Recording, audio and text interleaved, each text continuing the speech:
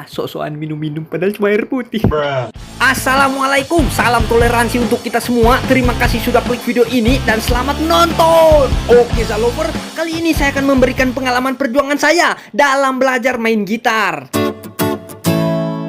Dulu waktu saya masih kelas 3 SMP, atau bisa disebut kelas 9 tepatnya, saya dulu hanya orang biasa yang gak ada tujuan, gak ada kepastian, gak ada uang. Malahan sampai sekarang masih juga gak ada uang. Asal kalian tahu, dulu saya gak ada niatan sedikit pun untuk belajar main gitar. Bukan karena malas, tapi emang sayanya aja yang gak ada niatan sedikit pun untuk belajar. Dan suara saya juga kurang bagus dalam hal bernyanyi. Dan yang paling penting, gitar saya pun juga nggak ada. Jadi kayak ketertarikan untuk bisa main gitar itu emang nggak ada. Betul-betul kosong di pikiran saya.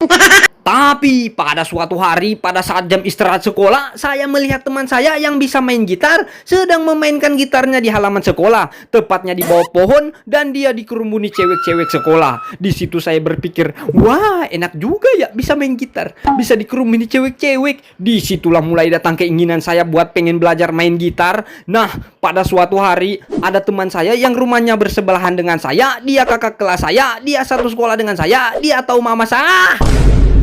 Asal kalian tahu, teman saya itu dia dulunya nggak bisa main gitar. Tapi pada suatu malam, pada saat kami nongkrong, dan disitulah betapa terkejutnya saya melihat dia sudah bisa main gitar. Dan saya itu termasuk kalau lihat orang main gitar, berasa kalau orang itu keren. Dan disitulah mulai saya bertanya-tanya kepada teman saya, lah lu bisa main gitar sejak kapan? Terus teman saya menjawab, iya udah sebulan saya taunya. Kenapa? Mau belajar kah? Dalam hati saya, apakah ini detik-detik saya menjadi seorang yang keren? Di situ tanpa banyak cincong, saya langsung bilang, apakah kau bersedia mengangkat aku sebagai muridmu? Disitulah teman saya menjawab, boleh, nanti datang ke rumah tiap hari Jumat sore sama hari Minggu sore. Mulai dari situ saya tiap hari Jumat sore dan hari Minggu sore pergi ke rumah teman saya itu. Gak sampai di situ saja perjuangan saya untuk bisa menjadi keren. Saya sempat berpikir lagi, ini kalau saya belajar cuma 1 minggu 2 kali doang, bakalan lama saya bisanya. Untungnya saya ingat ada teman saya yang bisa main gitar juga dan mempunyai gitar juga. Dan alhamdulillah teman saya itu tidak pelit ilmu juga. Dia mau mengajarkan saya, cuman minusnya adalah rumahnya lumayan jauh dari rumah saya. Dan asal kalian tahu, rumah teman saya itu berada di atas gunung. Tapi itu tidak menjadi masalah bagi saya. Demi bisa menjadi keren, saya siap naik gunung, turun gunung, naik gunung, turun gunung. Dalam 2 minggu lebih saya konsisten pergi ke rumah teman saya itu. Dan akhirnya saya sudah bisa main gitar. Saya masih ingat sekali lagu pertama yang saya pakai buat belajar, yaitu lagu dari Noah yang judulnya Yang Terdalam, yang kayak gini. Ku lepas semua yang ku inginkan. Asik.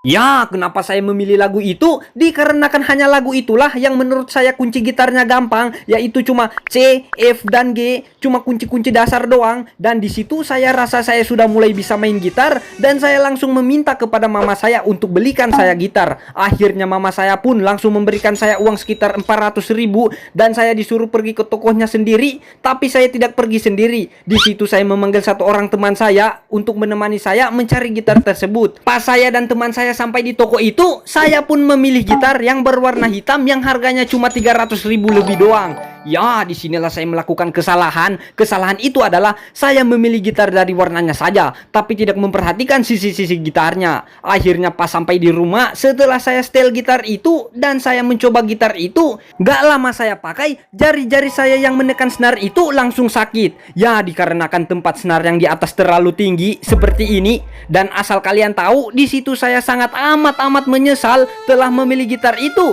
Ya mau gimana lagi, sudah terlanjur, nasi dah jadi bubur.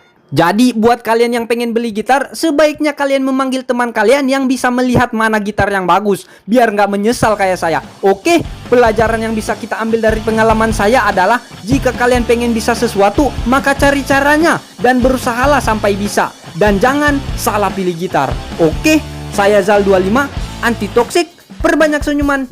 Good night, good morning, no smoking.